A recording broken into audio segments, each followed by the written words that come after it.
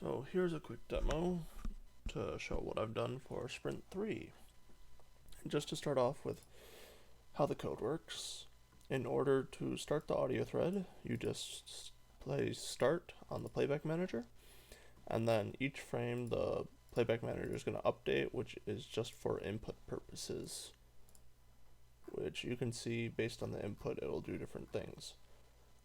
Right now my sounds do not have handles here because I've moved my handles into the source voices, which will be on the audio thread. And the update will just catch that, and starts off the audio thread. In the audio thread, it will create a master voice object like I showed last time. It'll create these audio buffer objects, which it can then create source voices from these audio buffers, which will return a handle. And then the handle can be used to then play the voice or do whatever you want with the voice.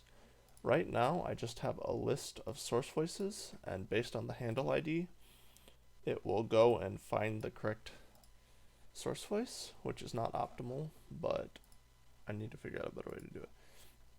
So just going into the source voice, you can see it has a handle here, and for start, for stop, it will check the lock to see if it's done. I also have one in the destructor, but I don't know if that's right or not.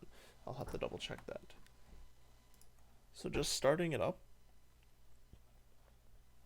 you can see I still have the error2 function here, but then the audio starts. I have it initialized to the bassoon, but you can pick which sound you want to play based on 1, 2, or 3, and you press spacebar in order to start the sound. So by pressing spacebar, you can see the sound played, a new handle was created, then the voice callback said that it was done, it removes the source, and then it invalidates the handle.